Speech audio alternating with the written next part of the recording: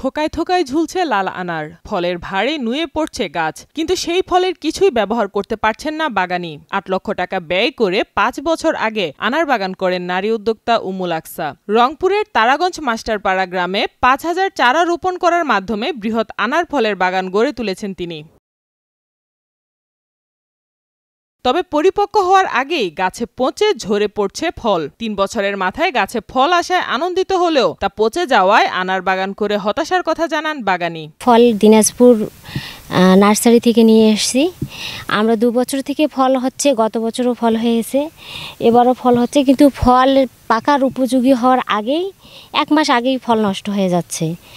আর আমরা এখানে তো অনেক ব্যয় করছি, কিন্তু এ পর্যন্ত এখনও ফল বাজারজাত করতে পারিনি। এই ফলটা শুরু থেকে ভালোই হয়, যখন খাওয়ার উপযোগী হবে এই ১ মাস আগেই এই ফলটার পছন্দ ধরে। আর আমরা এর আগে বিএসের সহায়তা নিছি, তারা যে আমাদের ট্রিটমেন্টগুলো দিছে আমরা সব ট্রিটমেন্ট করছি, কিন্তু ফল খাওয়ার উপযোগী করতে পারিনি। এখনো পর্যন্ত কোনো ফল বিক্রি করতে না পারায় পরিবারের সদস্যরাও হতাশা প্রকাশ করেন। তারাও চেয়েছেন সঠিক পরামর্শ। বলেন, ফল পরিপক্ক হওয়ার সাইজে চলে আসলেই ধরে পচন।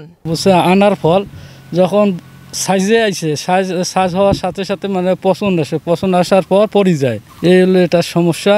এখনকার অবস্থা তো তেমন একটা ভালো না, বুঝছেন, পজিশন খুবই খারাপ। ট্রিটমেন্ট নেওয়ার পরেও যখন একটু গুটি পর্যায়ে আসে তখন থেকে পচনের আসে।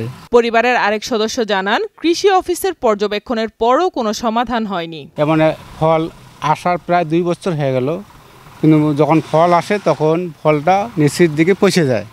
কিন্তু এর মাঝেও কৃষি অফিসে আমরা জানাইছিলাম, জানানোর পরে ওরা আসে যে দেখছে, দেখানোর পরেও তারা পদক্ষেপ নিয়েছে, কিন্তু তারপর কোনো ফল পাচ্ছি না। সঠিক পরামর্শ না পেলে বড় ধরনের লোকসানের মুখে পড়ার আশঙ্কার কথা বলেন এই বাগানি। ফল খাওয়ার উপযোগী করে বাজারজাতকরণের জন্য সরকারিভাবে সহায়তা চান তিনি। কৃষি অফিস থেকে যদি আমাদের সহায়তা করা হতো, আমাদের ফলগুলো যদি বাজারজাতকরণে সহায়তা করতো, বা আমাদের ফলগুলো খাওয়ার উপযোগী বা বাজারজাতকরণের যে প্রক্রিয়াজাতকরণের জন্য যে দরকার ছিল সেগুলো যদি করতো, তাহলে আমরা ফলগুলো বিক্রি করতে পারতাম।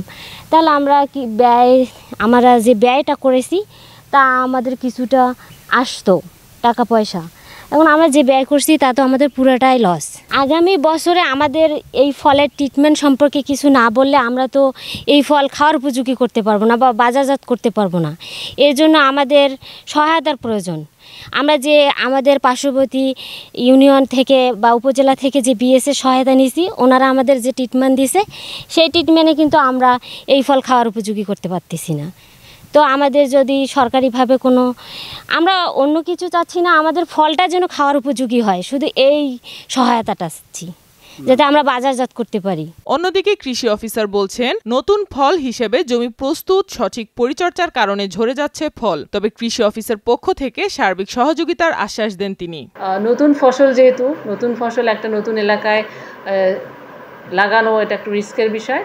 আমরা সার্বক্ষণিক চেষ্টা করতেছি যে ওনার উদ্যোগটা যেন ব্যর্থ না হয়, এবং আমাদের তারাগঞ্জে যেন বেদানা বা যেটাকে আমরা আনার বলি, সেটার চাষটা জনপ্রিয় হোক, সফল হোক, এই আশাবাদ আমরা ব্যক্ত করি, এবং আমাদের সার্বিক সহযোগিতা তার জন্য অবশ্যই উন্মুক্ত রয়েছে। ছত্রাকজনিত রোগ ও গাছে অতিরিক্ত পানি, প্রচণ্ড খরা বা তাপমাত্রার মতো পরিবেশগত নানা কারণেও এ ধরনের সমস্যা দেখা দিতে পারে বলে ধারণা করছে বিশেষজ্ঞরা। আমাদের দামোদরপুর ব্লকের যে আমাদের এসও সাহেব আছে, ওনাকে আমি বলেছি যে আপনি ওই বাগানে যতটুকু সময় দেওয়া যায় যাবেন, ওখানে যে সমস্যাগুলো দেখা যায় সেগুলো নির্ধারণ করে ওনাকে আমরা পরামর্শ দেওয়ার চেষ্টা করছি, যাতে ওনার সর্বোচ্চ পরিমাণ ফল ধারণ থাকে। যেহেতু উনি এটা নতুন করতেছেন এবং ফলনটা এবারই মোটামুটি একটু বেশি আসছে, আমরা বলেছি যে সামনের বার থেকে আরও প্রস্তুতি নিয়ে জমিটা ভালো মতো প্রস্তুত করে, একদম প্রস্তুতি নিয়ে আসলে যত্নগুলো শুরু করা উচিত, ফুল থেকে শুরু করে ফল পর্যন্ত। সাইমা আক্তার, নয়াদিগন্ত।